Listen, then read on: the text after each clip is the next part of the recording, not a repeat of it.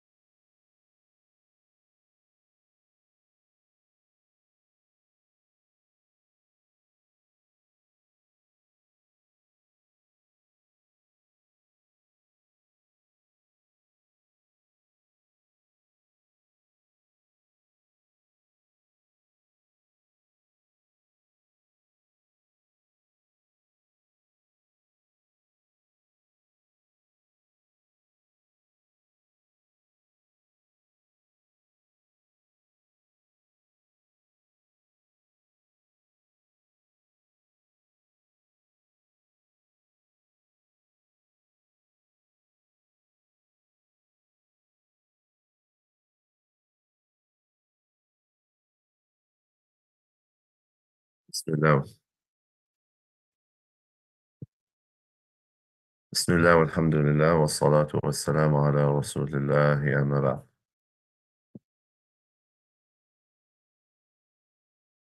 So, inshallah, today we'll begin with our hadith class, inshallah, which is on Sahih Muslim. So, last week we talked about Sahih al-Bukhari, and this week, inshallah, we're going to talk about Sahih Muslim.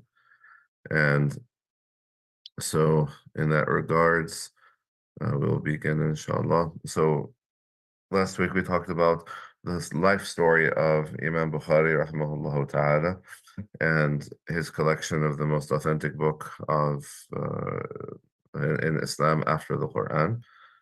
And so Sahih Muslim is considered to be the second book of Hadith in terms of its authenticity in Islam. And oftentimes we don't, we mention Bukhari and Muslim in the same breath because these are the two authentic books of Hadith that there is no real disagreement on them. In regard to, I think there's maybe like one or two hadith in the collection of Sahih Muslim. So out of 4,000 hadith, there is a couple of them that there is some discussion between the scholars of hadith regarding them.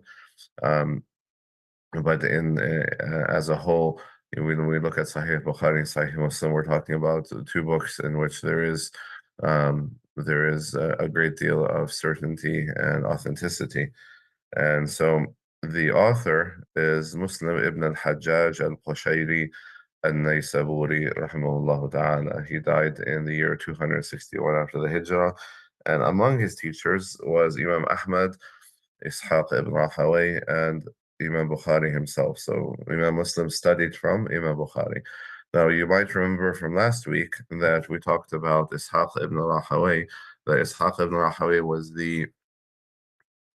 we might say he's the teacher of Imam Bukhari who gave the idea for the collection of the Sahih.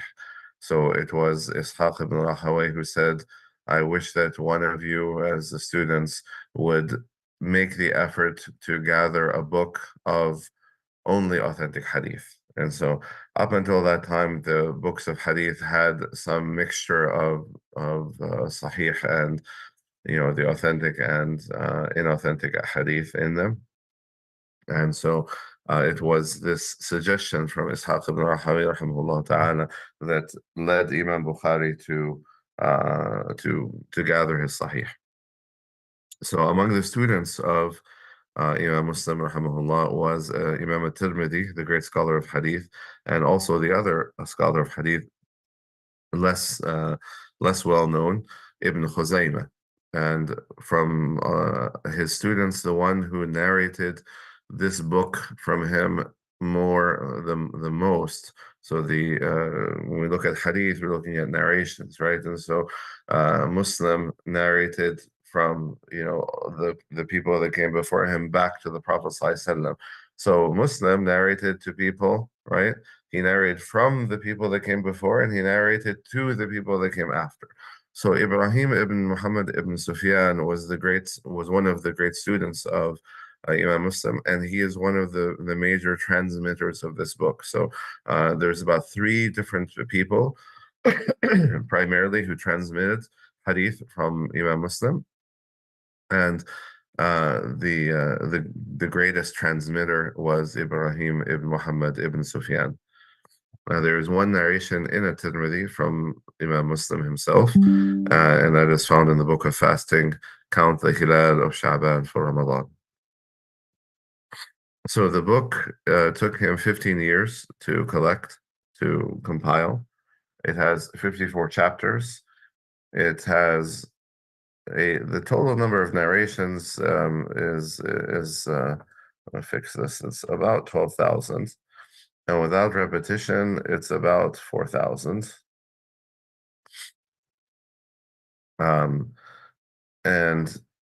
the number of mu'allaqat in Sahih Muslim is only 14, while in Bukhari there was considerably more, if you remember when we talked last week. Why is Sahih Muslim considered second after Sahih Bukhari? So we always say that Bukhari is superior. Why is it superior to the collection of Imam Muslim? Anybody know?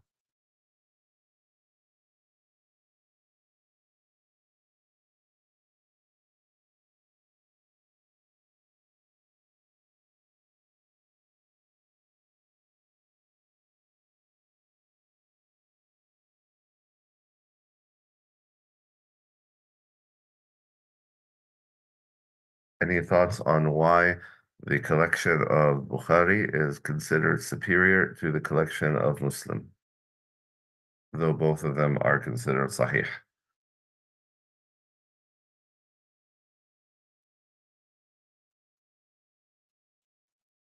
So when we look at the collections of the Sahih in any case, so any collection of the authentic hadith. And so when you look at, so we have Sahih Bukhari, Sahih Muslim, we have also Sahih Ibn Khuzaymah and Al-Hakim, and so forth. So there are several collections of quote Sahih. Okay. Now, what makes Bukhari superior to all of them is the fact that his criteria that he used. The criteria that he used were the most stringent.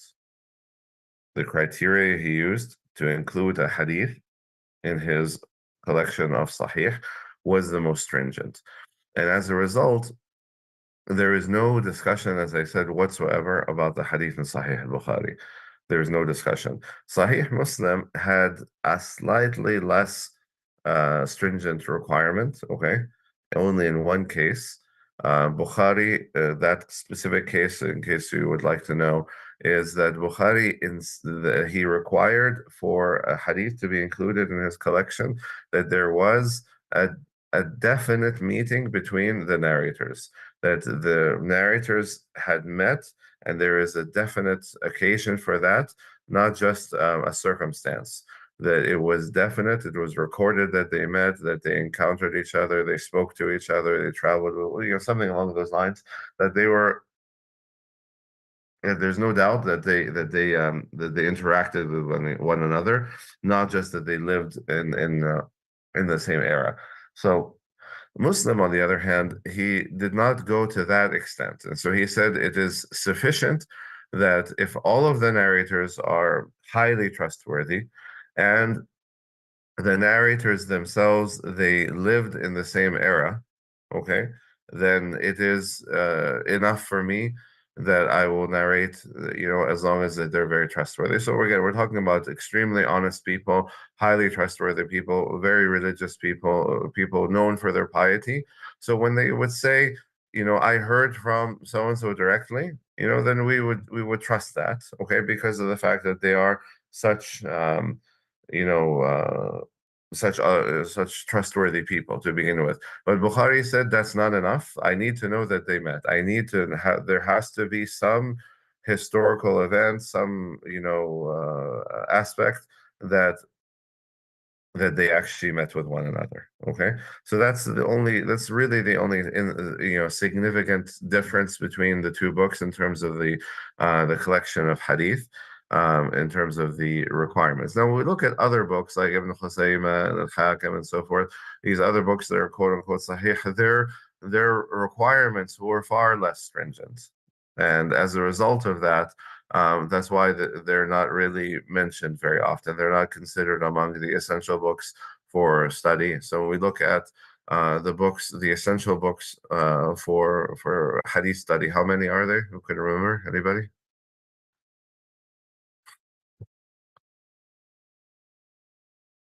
So when we look at them, the scholars, they say al-kutub as-sitta.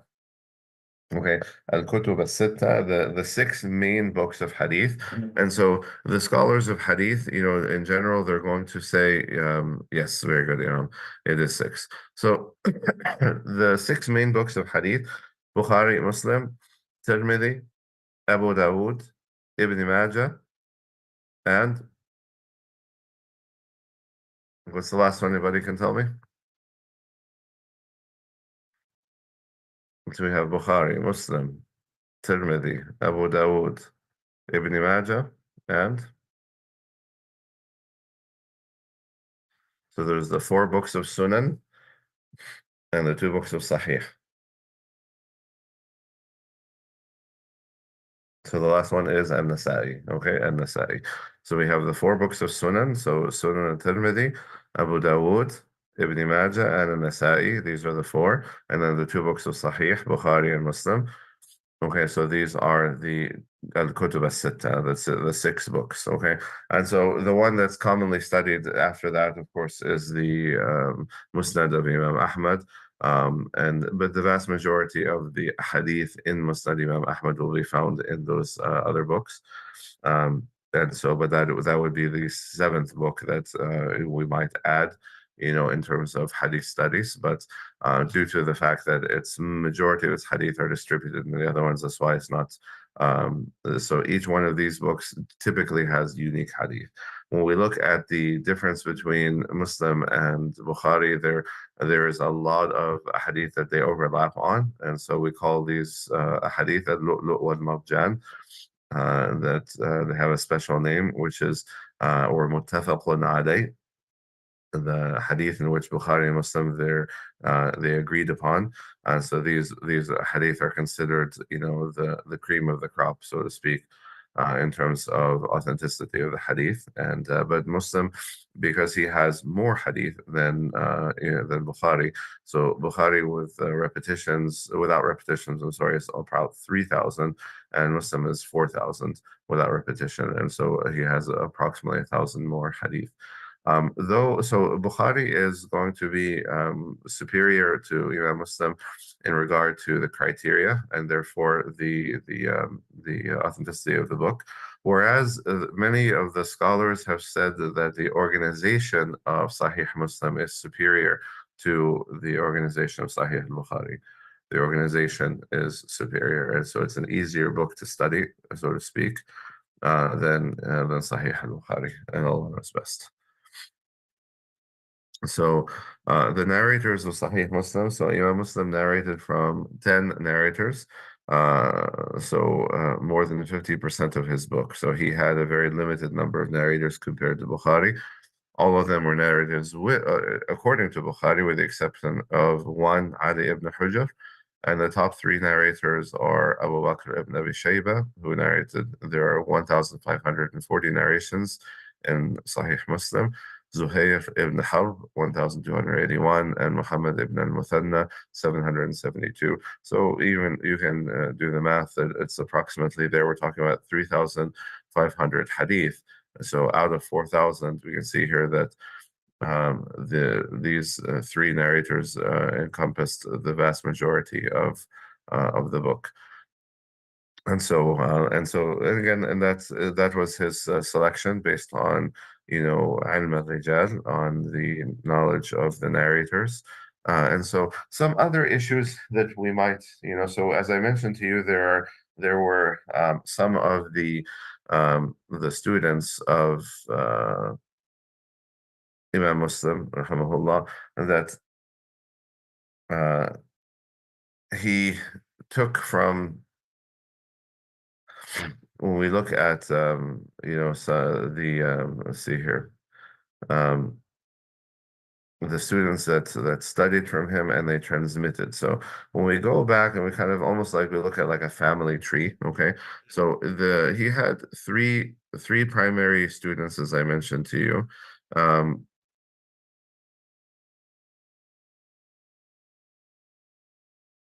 And the most important one, as I told you, was Ibrahim al-Sufyani. So Abu Ishaq Ibrahim al-Sufyan. He was the primary transmitter, so he was one of the closest students of Imam Muslim, who was known for his, mashallah, for his zuhd. He was a very simple human being in terms of the way he lived his life, and so we call it simplicity. Some people use the English word asceticism, and so we say that he was ascetic in his life. He had a simple life. He was not a man of luxury, a man who didn't care much for this world. He was an expert in hadith. And so his route of transmission is the dominant, route of transmission for Sahih Muslim. And then we have two people who transmitted from Ibrahim ibn Sufyan, and that is Al-Jaludi, who is the most authoritative, and Muhammad ibn Yazid al-Adl.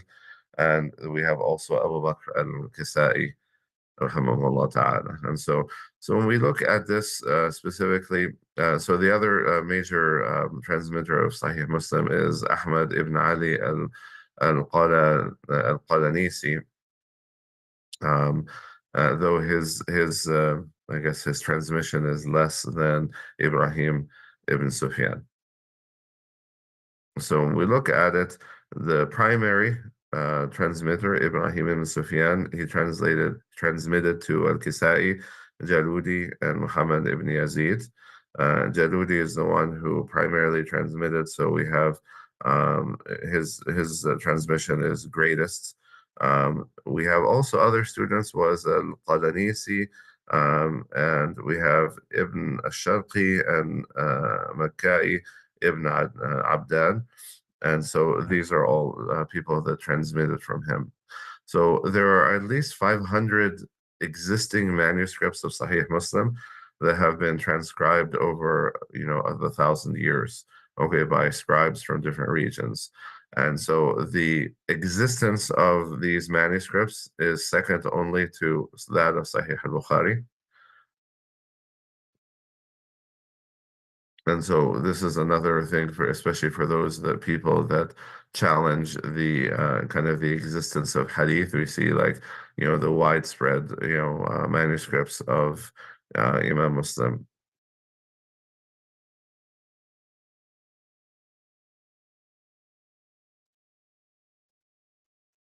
And so, with regard to that, I think that is all that we have today.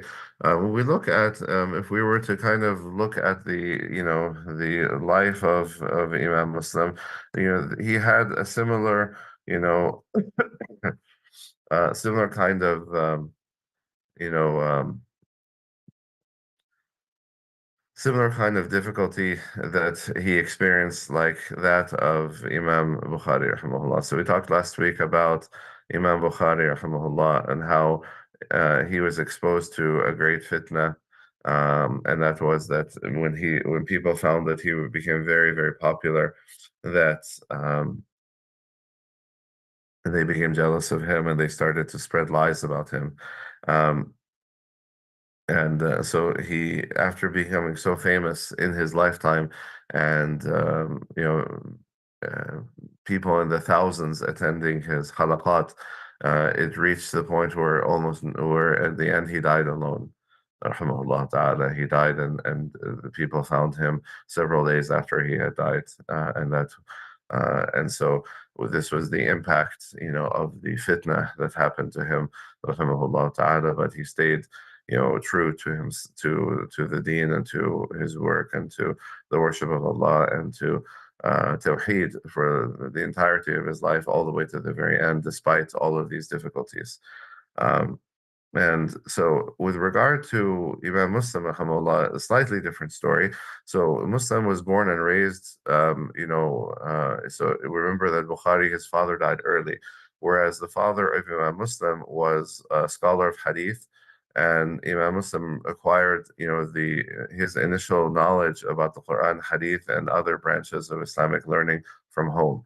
And he also memorized the entire Quran as well at a very early age. So they both kind of had a very similar upbringing, with the exception that Bukhari, his mother, was very involved in pushing him to go study with the different scholars, whereas Muslim, he had that education at home.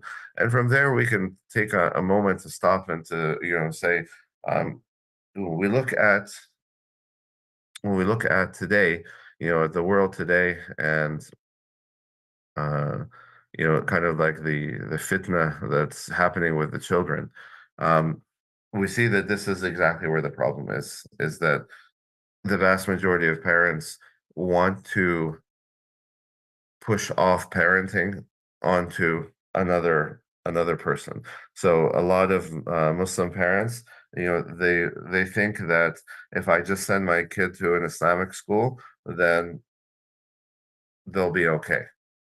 They don't really need parenting, they just need a good school. And this idea has led to the destruction of so many kids, because um, kids need their parents, and the most important person in the life of the child is going to be the parents for the vast majority of their life. And so when you think about it, that's what I always tell parents. I say, what message are you sending to your kids? If both the mom and the dad are working and they work long hours, and when they get home, they're just exhausted and all they want to do is have a meal and turn on the TV and watch some, stupid TV show or some, pointless movie, and then go to sleep. What message is that sending to the child?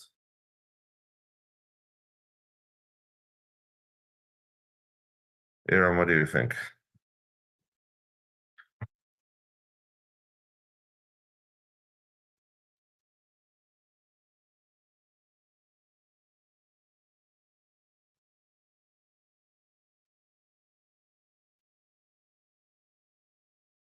Or anybody from Sister Layla's group?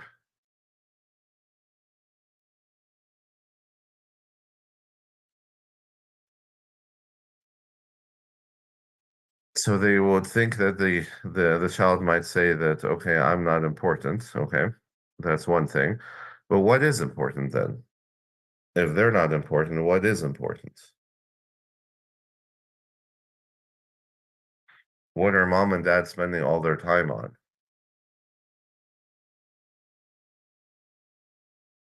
They're spending time on the dunya, right? They're spending time on the material world. They're spending all of their effort to gain more stuff, to gain more money. Okay. So that is what they learn. And so they say, I guess the world, this dunya must be really, really important. And I guess that the more stuff I have and the more money I have, the happier I'll be because that's what my parents are doing. And so because my parents spend all their time doing that. And so that must be the most important thing, right? And so that's why kids from a very early age now, they're all they care about is the dunya. So you see kids who are very young, talking about, oh, I'm going to, this is what I'm going to do for work, and this is what I'm going to do for, to get money, and I'm going to, and so like you see, like the explosion of, it's an interesting study that was done in the UK where they asked a bunch of kids in school, they said, what do you want to be when you grow up? And their answer was, I want to be famous. And that's not a job. Being famous is not a job. But they say, well, if I'm famous, I'll make a lot of money. And that's the whole concept right now. So all these young kids today, all they want to do is, be famous. And so they're doing all kinds of stupid things, online, doing stupid tricks and jumping off of things and killing themselves, right? So whether they're killing themselves out of suicide because they're not famous, or they're killing themselves out of doing these silly tricks to try to get famous.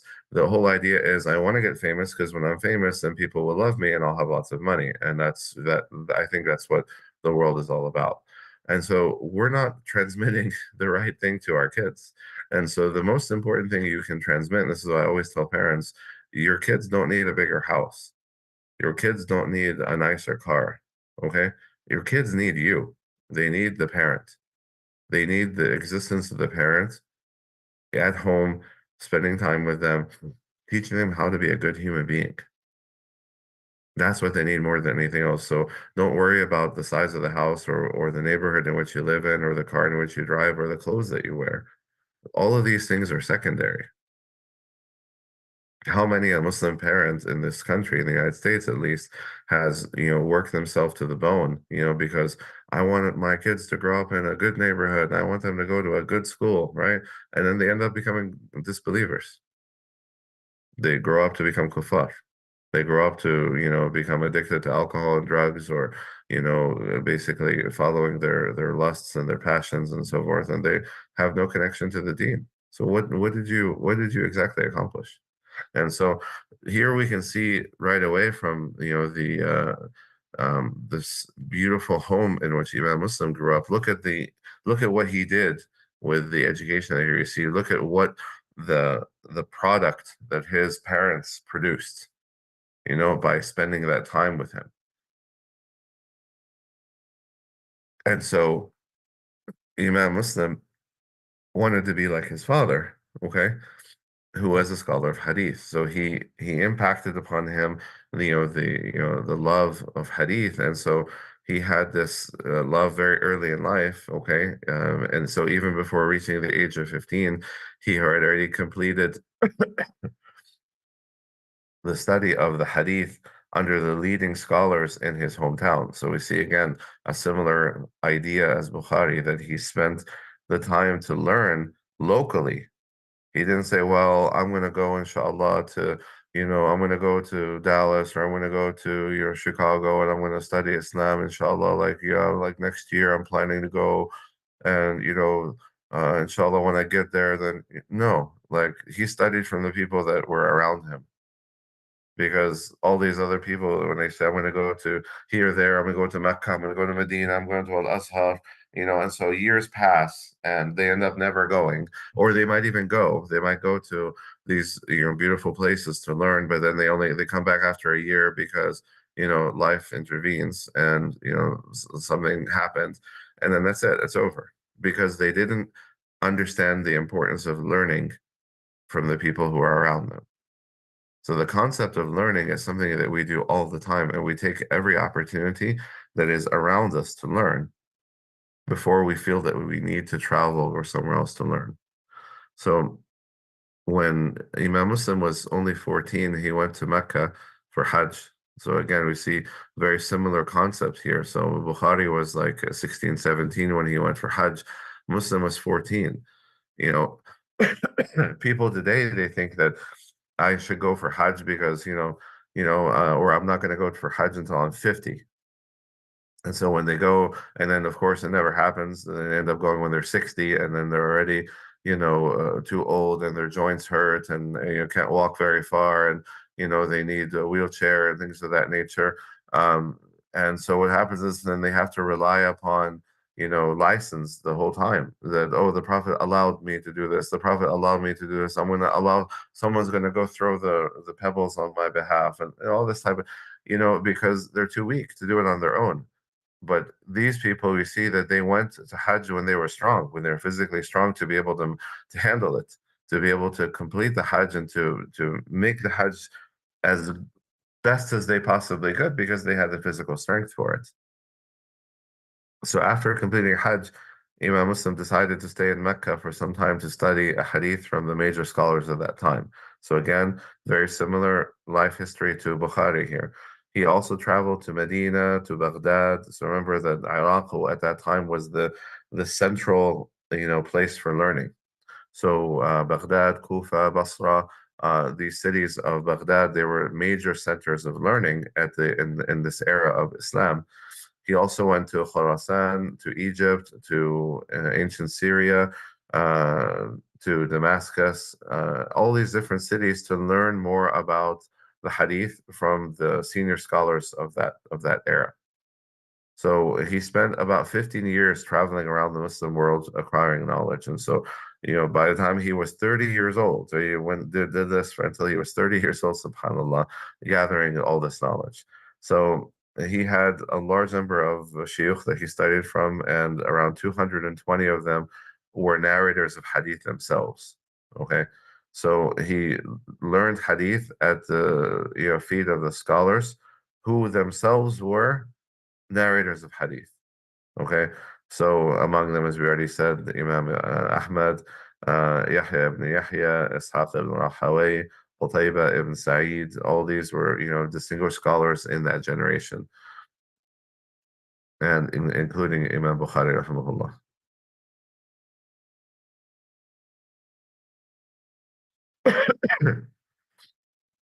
So Muslim was also, a student of Muhammad ibn Yahya al-Zuhayli, who was one of the most prominent scholars of Bukhara until Bukhari returned and settled. So remember that after Bukhari kind of left Iraq, after the fitna that happened to him, he went and he spent some time in Bukhara, and that the governor of Bukhara wanted him to come and teach his kids, and he said, knowledge should be, you should go to knowledge, knowledge doesn't come to you.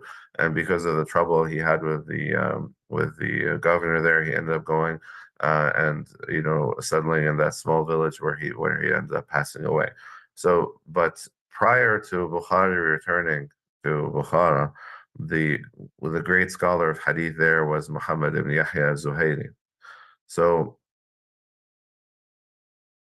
once Bukhari came and he started to teach his own classes in Bukhara, the number of students with Zuhaili started to decrease, and his most important student, Imam Muslim, also became a regular student in Bukhari's halaqah. So this caused some kind of jealousy in the heart of Zuhaili, and he wanted some competition, and so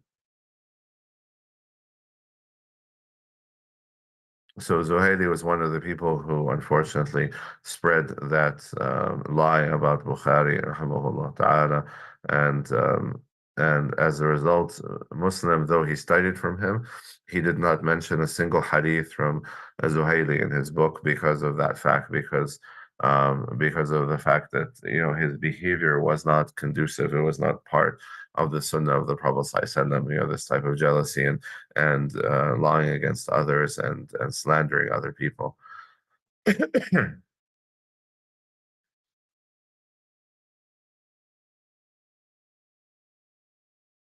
So, other than the books of hadith or the book of his hadith, the Sahih hadith, um, Muslim, he also authored books on Asma al-Rijal, the biography of the hadith narrators.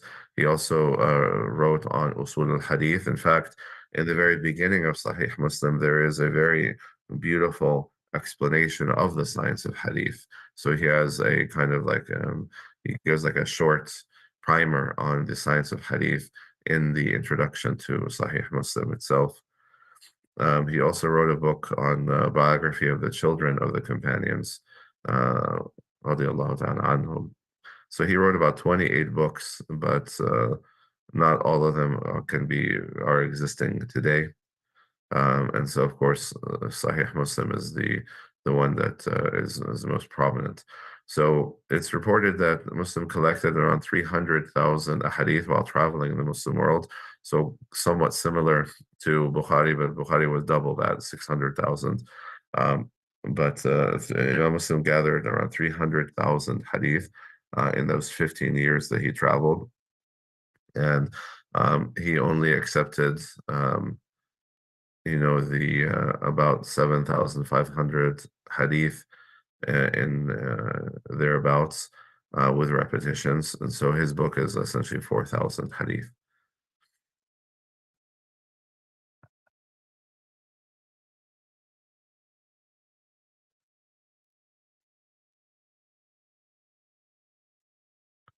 So it is reported regarding his death that while teaching hadith, someone from his halaqah mentioned an authentic hadith which Muslim was not aware of. So Muslim became a little bit kind of bothered by this, that he was not aware of this hadith, and when he returned to his home, he started to review his collections of hadith in order to see why he did not have that hadith, or where did he have it and did he forget it, or what exactly happened. And so he told his family that no one should disturb him while he was doing this kind of review. And so someone had given him a basket of dates that he kept in his office or his study. So as he was looking in his collections to find a hadith, he continued to eat the dates one after the other. And he was looking for the hadith the whole night, and he finished the entire basket of dates. And so he was found in the morning that he had passed away, with his face kind of laying in the books of his manuscripts of hadith, subhanallah ta'ala. And so, it's just, this is, he died, subhanAllah, he lived his life, in the gathering of the hadith of the Prophet ﷺ, and he died in the same manner, rahimahullah ta'ala. He was only 55 years old when he died. And so, was it related to maybe to the elevated blood sugar? Allah knows best. Um, but this kind of gives a little bit of kind of some of the story of his life and some of the incidents from his life, like we talked about last week. Barakallahu feekum, jazakumullah khair. Is there any questions on any of that? Zahira, we finished the slides early, and so we were just talking, just kind of looking at some lessons from his life, but we finished the slides in the first 30 minutes. So inshallah, I'll share with you the slides.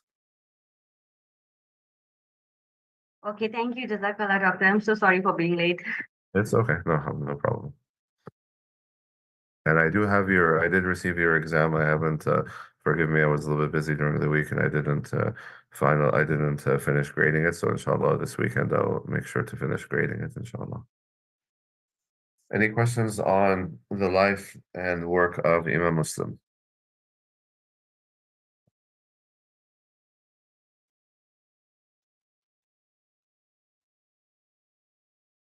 All right. If there's no questions on that, inshallah, we'll take a 10-minute break and then we'll come back for Usul al-Fiqh, inshallah.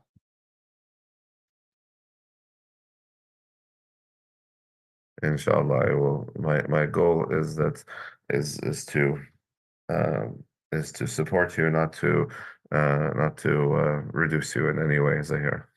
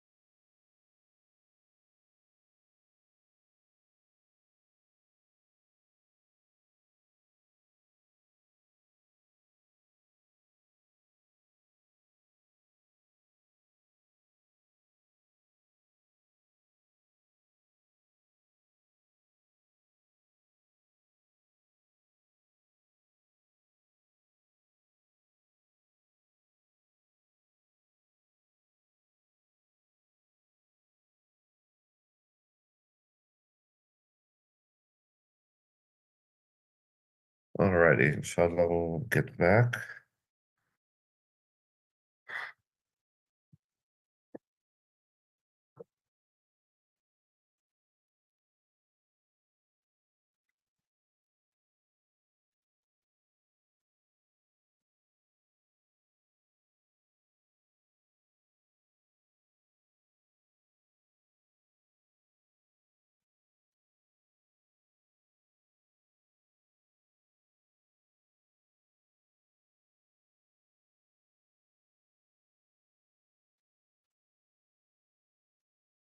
بسم الله والحمد لله والصلاة والسلام على رسول الله أما بعد. So we will get back to Usul al-Fiqh, inshallah. So last week we did not do that. So this week, inshallah, we're going to continue kind of where we left off previously with Qiyas. So Qiyas, once again, is analogy. Okay, so if we want to look at a single word definition or translation, which would be the analogy. So it means, so when we look at it in the Arabic language, the word qiyas means measuring or ascertaining the length, weight, or quality of something. So when we say qis al-pantalon, for example, like, measure the pants or something like that, measure the fabric. And so this is how it is used in the Arabic language. When we look at it in the language of usul, on the other hand, qiyas is the extension of a sharia ruling from an original case, an asl, to a new case, a fara, because the new case has the same effective cause, illa, as the original case. So let's look at that a little bit more specifically. Um, when we're dealing with new matters, okay, so let's take the example of, um, beer. Okay, so beer. So when we look at the prohibition in the Quran, okay, it is khamr. So khamr specifically is referring to what in the Quran? Anybody can tell me?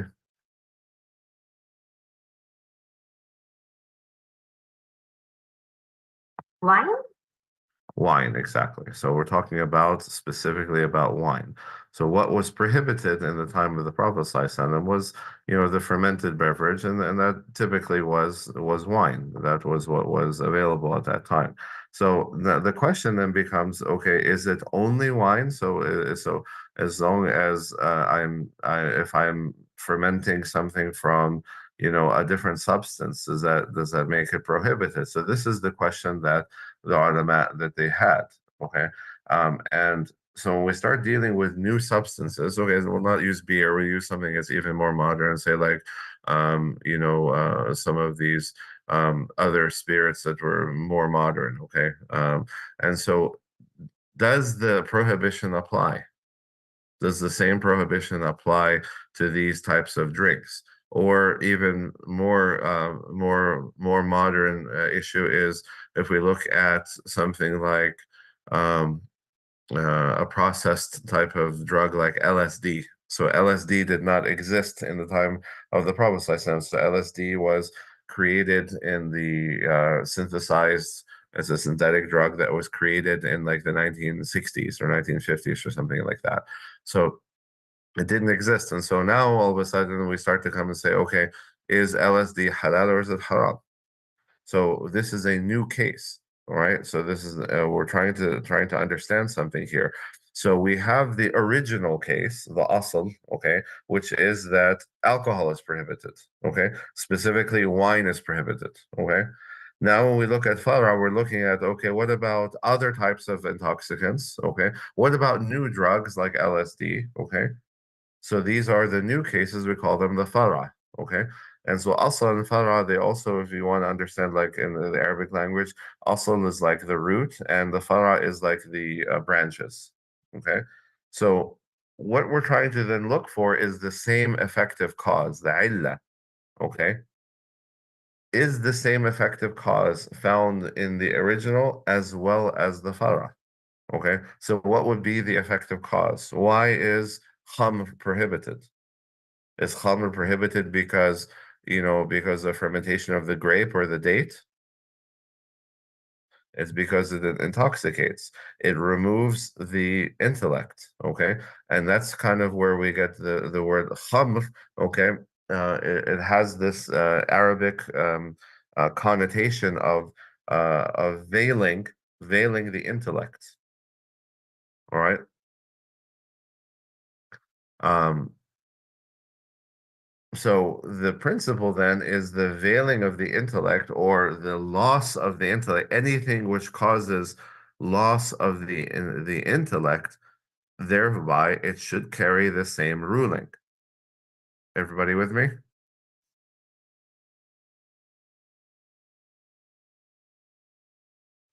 A lot of mental processes when it comes to usul al-fiqh. So, Sister Laila, anybody on your side with questions?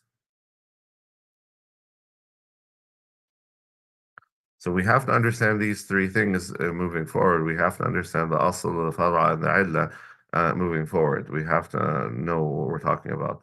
And so this the idea is that we're looking, the illah here is very, very important when it comes to the concept of analogy or qiyas. We have to look for this effective cause, okay, to be able to move forward. So therefore, the original case is regulated by a text of the Quran or Sunnah, and Qiyas seeks to extend the original ruling to the new case. So, again, going back to our example, we have wine is very clearly prohibited in the Quran or Sunnah, and now we're using Qiyas, we're using analogy to extend that prohibition to newer entities that were maybe not in use or not known in the time of the revelation of the Quran and Sunnah to extend the same ruling.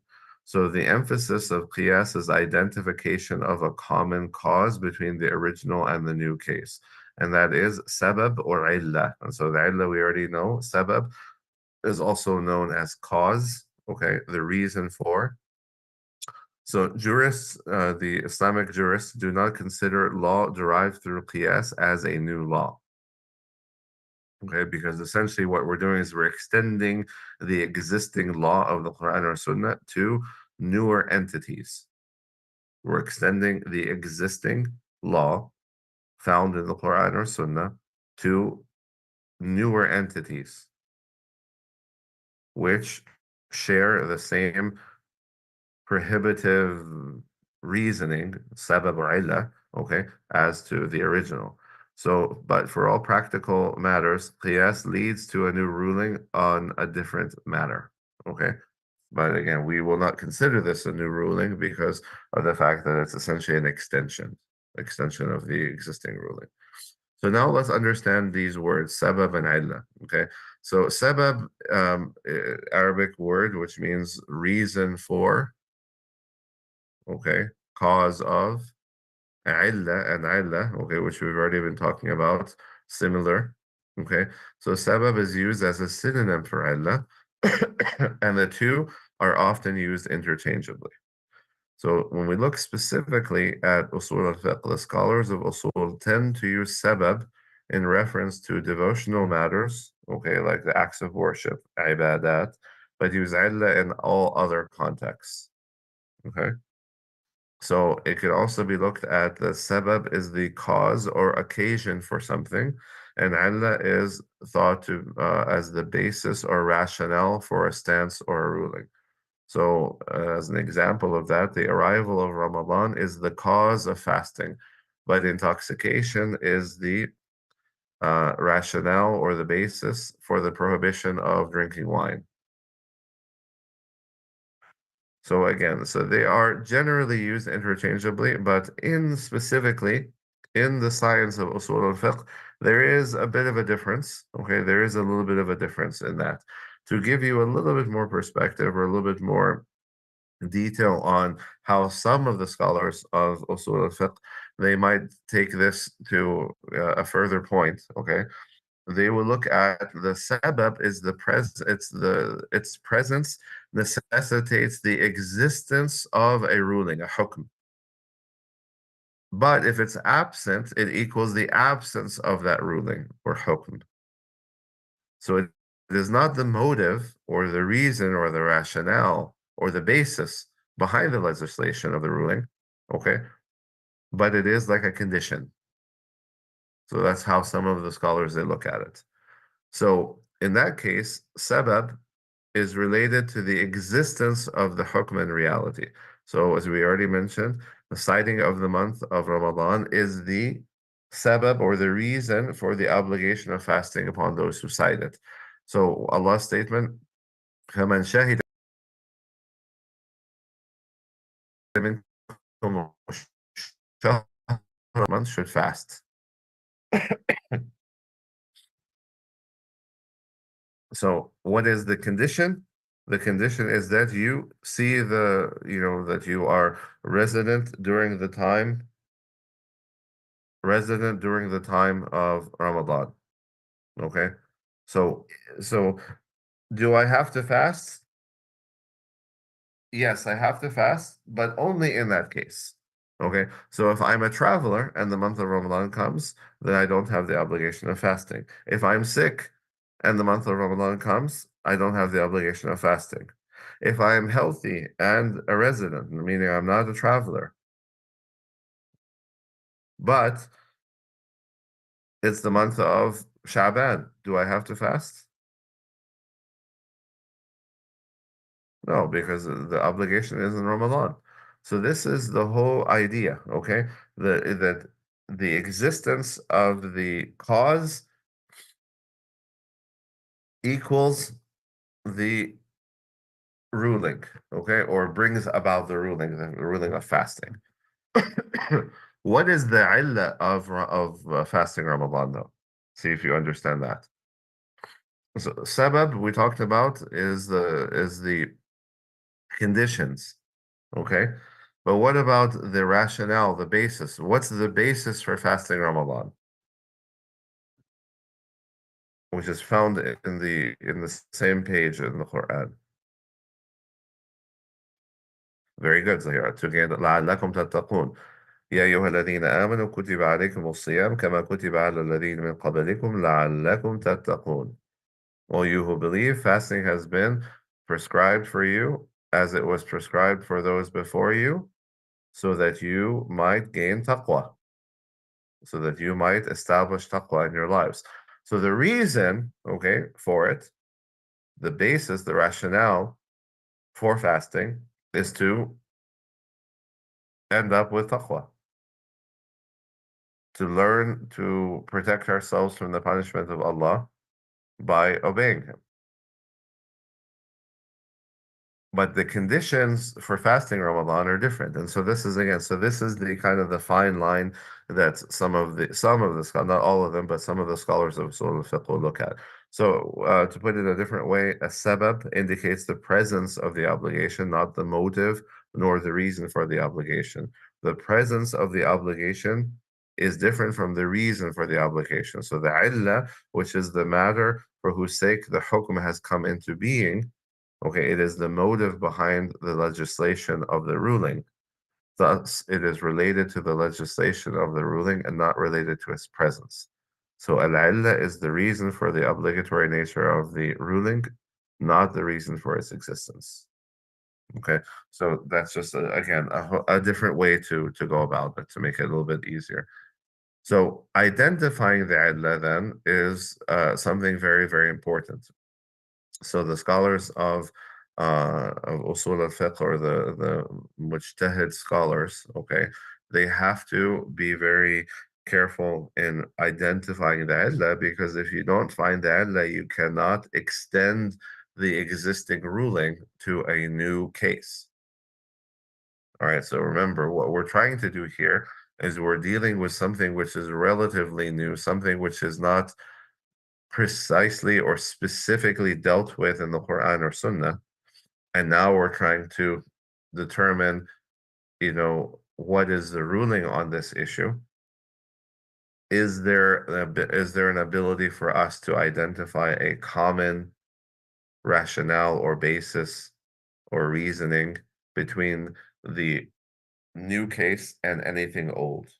Okay, so the illah could be identified explicitly in the text. So, for example, Allah gives us the illah for fasting, as we just mentioned, very explicitly, لَعَلَّكُمْ تَتَّقُونَ, so that you may gain taqwa. But sometimes the illah is not very specific.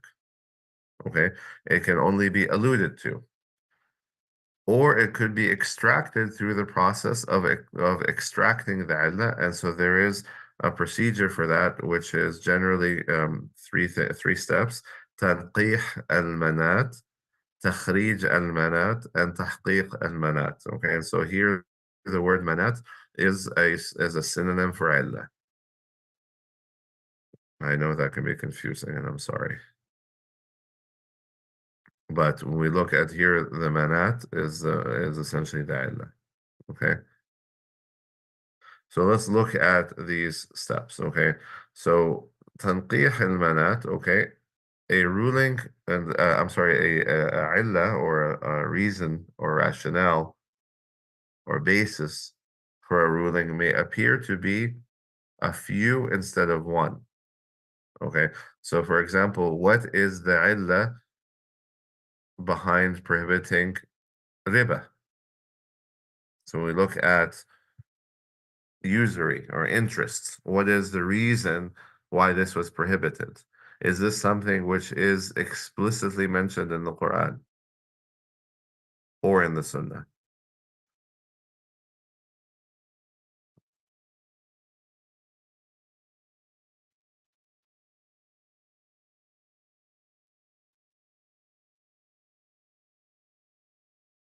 So the prohibition of riba is found very clearly in more than one place in the Quran. But what about the illah for it? That's what I'm asking. Is the reason, the rationale for it found in the Quran? Is it specific, like what we talked about with fasting? Is it explicitly mentioned that riba has been prohibited to you because?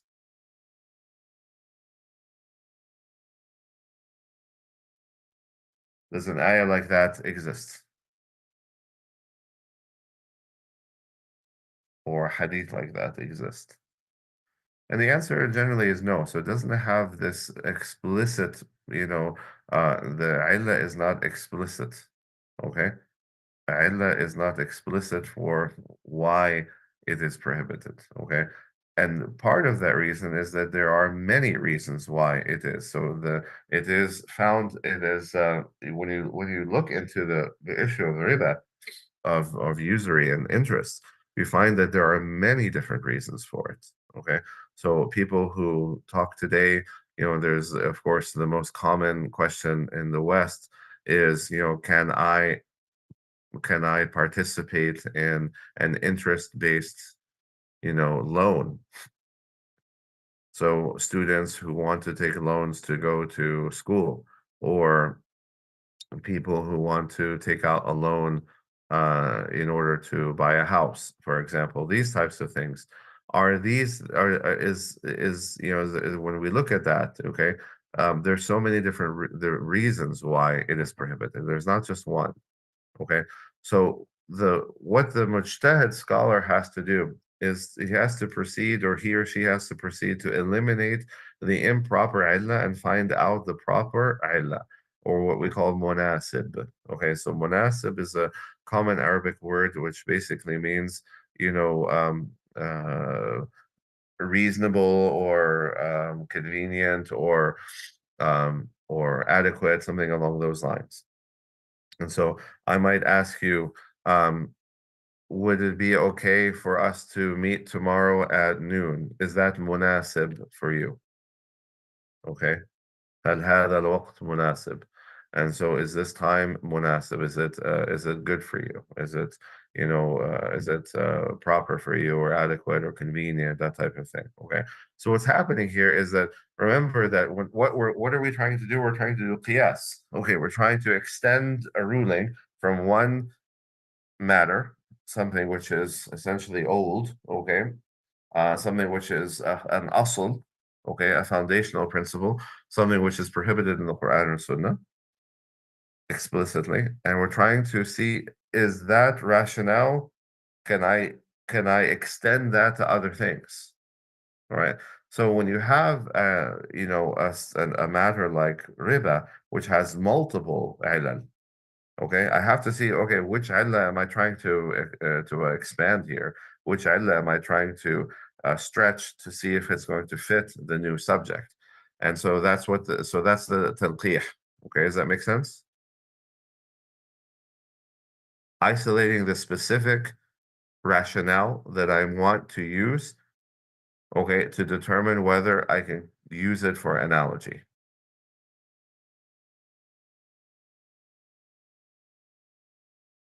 So that's what the first step, okay? Sometimes tanqih al-manat is so here's the question to help you see if you understand it well. Is tanqih al-manat always necessary? Or will there be cases in which I don't need to do tanqih? I don't need to isolate.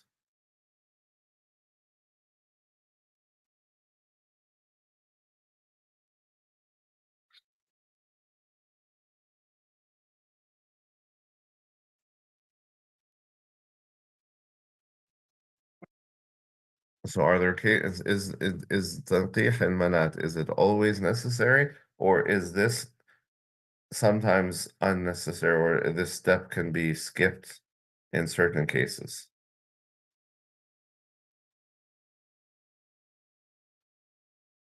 Okay, very good, Zahira. Why can it be skipped in some cases?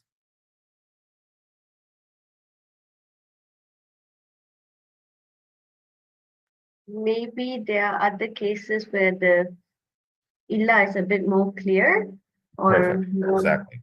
If the Allah is clear, okay, if the Allah is explicit, then I don't what's the point of me isolating? It is already isolated for me. Or in the case in which there is one Allah. So when there's one Allah and it's explicit, then it's done. That part is done for me. Okay. The tanqih is already done. So what I'm doing in with tanqih is only in the case when it is not clear or there are multiple, right? And I don't know which one exactly am I going to be using, then then I have to sit down and go through this process. So very good. It can sometimes be skipped. All right, so takhrij al-manat, okay, so when the illah is not clearly stated in the nas, okay, what's nas? Who remembers this important term?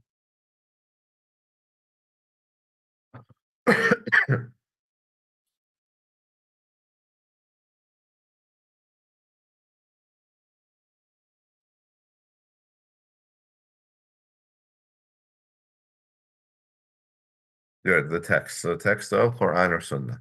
So when the illah is not clearly stated in the Quran or Sunnah, the mujtahid has to find out the illah, okay, through ijtihad. Okay, so he has to struggle mentally to try to figure out what is the rationale. And so this is done by a two-stage process. And so that is takhrij, extracting the illah, okay, is the first step. And so you're doing your best to try to find the takhrij. So takhrij and tanqih, sometimes they can be merged, okay? Sometimes there are exactly the same thing. Um, and sometimes they're not. And so it depends on again. So maybe takhrij and manat is when there's only one illah that we're trying to extract. And tanqih would be when there's more than one. Okay. And then the last step, okay, would be tahqiq al-manat. So tahqiq al-manat consists of investigation of the presence of the illah in the new case where the ruling is to be extended. So can the analogy be extended to pickpocketing from stealing, or whether herbal drinks have the same illah as wine? Okay. Or as we were talking about earlier, beer or other types of drinks or LSD. Okay, can that be extended? So that is then the process which the mujtahid goes through in order to say, okay, the reason. So in my scholarly opinion, okay, LSD is prohibited Islamically because it has the same illah as alcohol, as wine, drinking wine. Drinking wine brings about intoxication, which separates the human being from their intellect. The person is no longer capable of functioning intellectually, okay, in the same manner as without the alcohol. So they have there's something is covering or something is veiling their intellect, and as a result, they do they do things that of which they're not aware, and this is not consistent with Islam. In the same way, the person who's using LSD, their mind is even more veiled. Okay, we might say that it's even more veiled than the use of alcohol, or the use of wine, and as a result, then if this prohibition extends to wine, it should extend even more so to a substance like LSD. Does that make sense? How that process would go? Okay.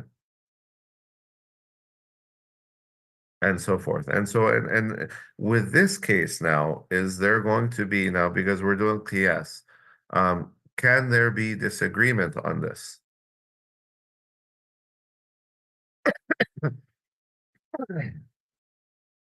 Yes, there can. So someone might say, I disagree with your ijtihad. I disagree with your reasoning, okay? Because the reason that alcohol was prohibited is X, Y, is something, maybe the person looks at it from a different illah, okay? And so he says, and this is exactly what happened. And so we look at, when it comes to the prohibition, we look at Imam Abu Hanifa, for example. Abu Hanifa, he says that he characterizes things that are produced by fermentation of the grape and fermentation of the date, that they have a special categorization compared to any other type of fermented beverage. Okay. And as a result of that, he has some unique rulings that not all of the other scholars share. And so the concept here being is that there can be disagreements, okay? Because what's happening here is that this is you using your logic, okay, to try to see, is this new matter I'm trying to, or this new problem I'm trying to solve, does it have a basis in the Quran and Sunnah? And if so, what is that basis? Okay, so your intellect may be different than mine, okay, or your intellect may be better than mine, and as a result you come to a different conclusion than I do, and this is why qiyas, there can be disagreement on that issue. For the most part, though, alhamdulillah, and this is a great mercy from Allah and a great sign of the beauty of Islam, is that when it comes to qiyas, and we're talking about qiyas, the vast majority of the scholars, that they are in a very, very strong agreement with one another on the issues of qiyas themselves. And so you don't find a wide range of difference or a great deal of disagreement on these issues, alhamdulillah. And so that is all that I prepared for today for Qiyas, and understanding the difference between sabab and illah, particularly just understanding the illah is what what our objective was today. So any questions on that, or questions on anything else that we covered today? Doctor, I don't have questions, but I just want to clarify. So the tanqiq al-manat would be to extract an illah that we kind of already know, right? And the takhrij Yes. is to extract an illah which is not very clear. So we are Both of trying them to. are not clear. Both of them are not clear. So tanqih is generally, tanqih is trying to separate it out. It's trying to say, okay, it looks like there's more than one. Okay, which one is it? Okay, which one am I really trying to deal with? So you're isolating it. So the tanqih, it means to isolate. So you have multiple, and you're isolating one that you are trying to to deal with, and so that can be something which is more explicit or less explicit, okay, but there's usually several, whereas takhrij is where it's definitely not explicit. It's something which is not explicit in the Quran or Sunnah, and what you're trying to do is extract it. Okay, Jazakallah khair. جزانا وإياكم إن شاء الله.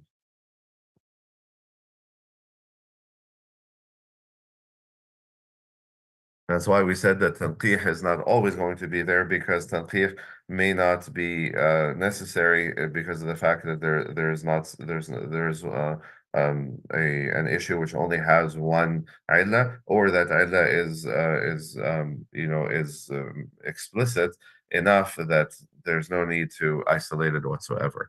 And in that case, but when we talk about takhrij, we're always talking about things that are not explicit, and in that case, and so tahqiq will be done one way or the other, whether it is explicit or not explicit.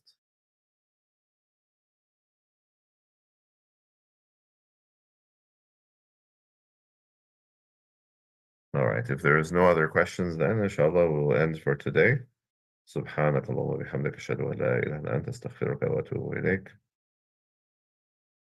Barakallah feekum for coming, and inshallah we'll have class next week. And I wanted to ask a question: did we, and I can't remember in the first semester, did we go over? Did we start the tafsir of Surah Al-Baqarah or not? I know that we did tafsir of Surah Al-Fatiha. We didn't do Al-Baqarah at all, right? Okay, so inshallah, then starting next week, inshallah, we will do some tafsir of Surah Al-Baqarah as part of the Quran session. And so inshallah, we'll start out the next week, inshallah, with the 3 sessions as before. And so inshallah, we'll do Quran, Hadith, and Usul, bi'idhnillah ta'ala. And barakallah feekum. If there's any questions after we close off, just you can always reach out to me by email. Sister Laila, anything from the brothers and sisters on your side?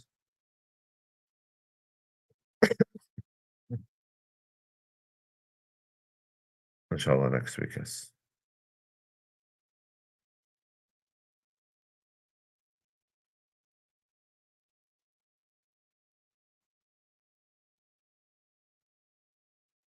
Doctor, do you have a minute just to humor me? Sure.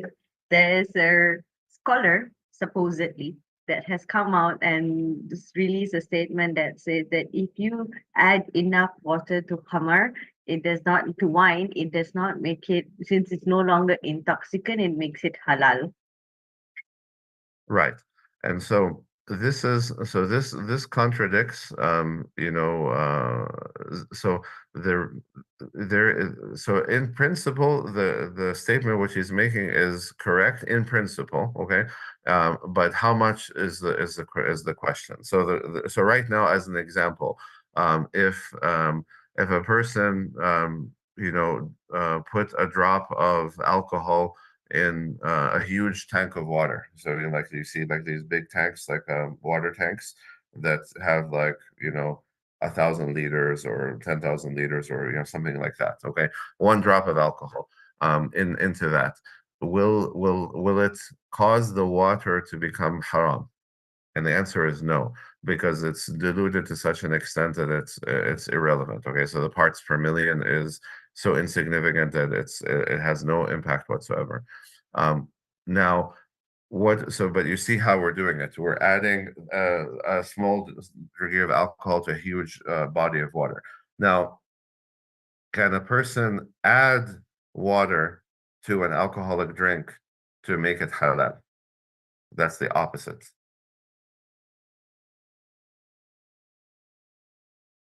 Should be no, right? No. Why? Because would it not just be his intention to drink the alcoholic drink? Well, that his intention aside, but why would that be haram? Because what are we dealing with? So what is the initial the original basis is what? The original basis is alcohol, right? Now I'm trying to add enough water, okay, or I'm adding water to something which is in its essence is what? Intoxicant, It's haram. intoxicating. It's haram. So without no need to get into the adla, we're talking about something which is known to be haram.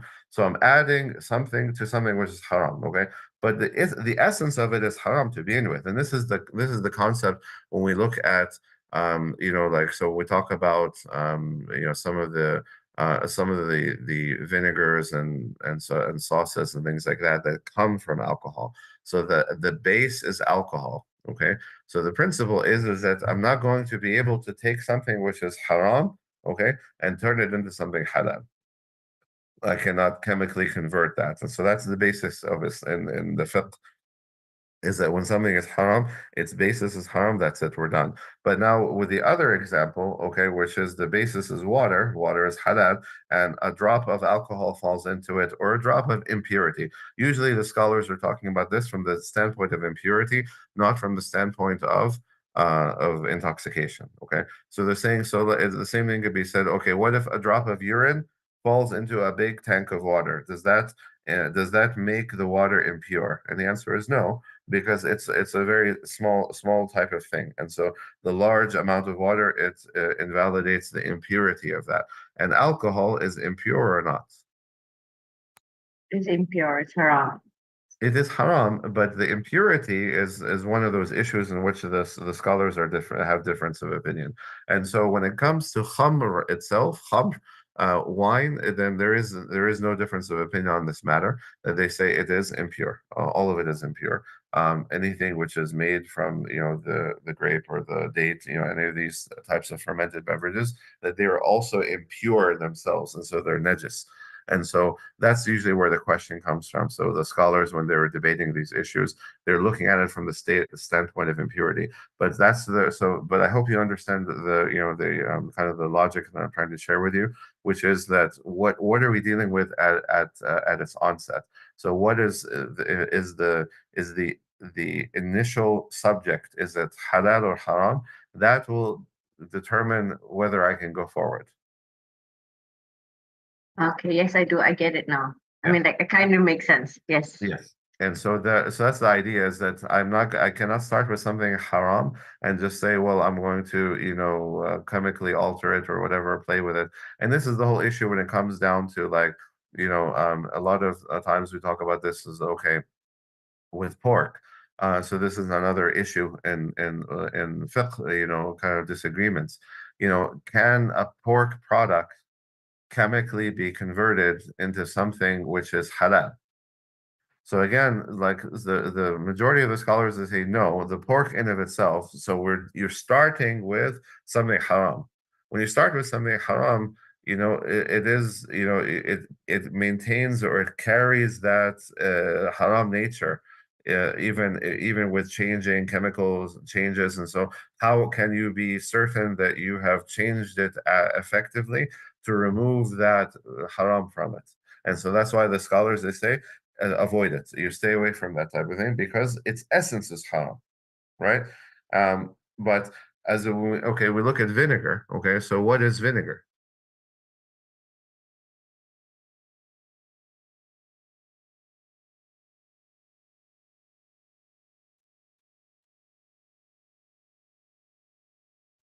Or how do I create vinegar? Doctor, I only eat it. I don't even know how it's made. It's made because you start with, let's say, a grape. Okay, so you ferment a grape. The grape will go through a stage of being alcohol. Okay, so we start right now with grape juice. Okay, and I leave it to ferment. I leave it to ferment naturally. So it will go first from grape juice to alcohol to becoming wine, and then it will continue its fermentation process to become vinegar. Okay, that's the process. Vinegar is halal. Okay, but if I take an alcoholic beverage right now and I say I'm going to leave this alcoholic beverage to ferment until it becomes vinegar, is it halal or haram? That would be haram because they're starting off with the alcohol. Exactly. Whereas the That's vinegar, that's it started off with the grape. Exactly. Very good, Ah, Masha. okay, Excellent. okay. And so that's how, again, now there is difference of opinion on this matter to some extent, but the vast majority of the ulama, they're kind of on that principle. Okay. That how did you start? Okay. If you started with something halal, even if that halal thing went through a phase of being haram, but then it phased out as vinegar does, then it becomes permissible. But when you start with something which is haram, in of itself, then it carries that impurity with it all the way through. And so that's why they say like the vinegars that are made from wine, okay, vinegar that's made from wine, then this is a haram substance. Okay, so wine vinegars, okay, which start with alcohol and then become vinegar, then these are considered to be haram again by a majority of scholars. There are certainly always going to be some different opinions. And so, Sister Layla, your question.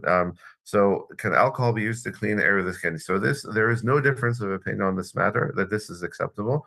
And that's because what we're looking at now is we're looking at isopropyl alcohol. Okay. So we're using it. So this is chemically alcohol, chemically, but we're not talking about fermented. So these are generally synthetic alcohols. Not So if you were to ask me, could I use wine to clean my skin? Nobody would do that, of course, because wine is, it ruins everything. So you wouldn't pour wine on a table to clean it. It will stain the table and ruin the table. But isopropyl alcohol, which is synthetic, okay, it does carry the problem the what's it called um, property of potentially intoxicating, but it's actually toxic. Okay, so isopropyl alcohol and these types of things, whereas it is, I guess you could say, it is theoretically possible to become intoxicated from them. The likelihood of a person becoming poisoning themselves is way higher. Okay, and so the reason that the ulama said that isopropyl alcohol and these types of alcohols, these synthetic types of alcohols generally are permissible and they're not impure is because they don't start with the fermentation of the substances. So we look at fermentation, which is used to create the vast majority of wines, and so they're using the fermentation of the grape or the date to create wines. Then these substances in of themselves, they are impure and they cannot be used to gain. But isopropyl alcohol or these types of synthetic alcohols like hand sanitizer and things like that that everybody's using these days after COVID, these are synthetics, and they're not fermented types of substances, and so there is no difference of opinion in that they are permissible. So every scholar says that they're permissible. There's no difference of opinion on that matter, and Allah knows best.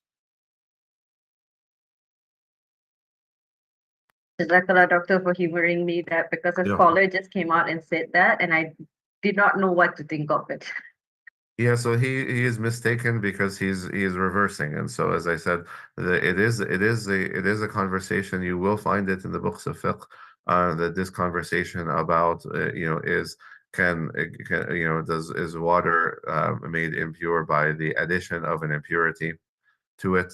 And what we're looking at here is because we start looking at the medicines and things of that nature, so some types of medication are carried, the carrier oil or the carrier base is alcohol and things of that nature. And so this conversation starts to come into place in that regards.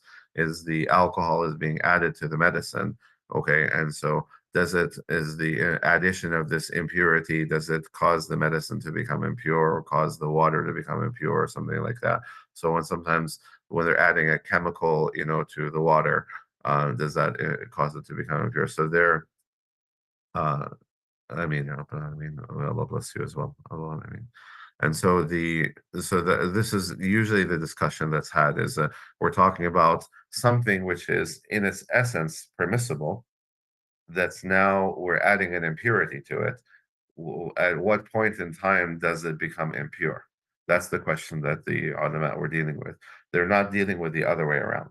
Okay, they're not dealing with something which is impure, adding a pure substance to the impure to make it pure. Nobody's talking about that. And so there's and again, as you said, Zahir, I mean, you nailed it right away, which is there's some lack of sincerity here is apparent in that this appears to be somebody who's trying to find a way to uh, make the haram halal in that regards. and that's another issue altogether. But overall, but you understand those principles now, inshallah, that will help you to navigate that in the future, inshallah. Alhamdulillah. All right, guys. Well, it was a pleasure as always. Barakallahu feekum wa jazakumullah khair. Subhanakallah wa bihamdika ashhadu an la ilaha illa ant astaghfiruka wa atubu ilayk.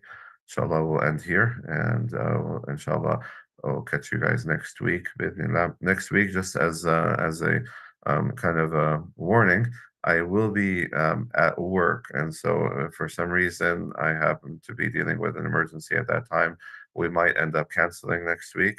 I'm going to go ahead and proceed with the class, inshallah, with the assumption that, inshallah, hopefully, I will be available at that time. But for some reason, if I'm busy, then we'll have to either shorten or delay the class to the week after. And so hopefully that we'll be able to get through it. But if not, I just wanted to share that with you so you're not confused. Jazakumullah khair, and inshallah look forward to seeing you next week.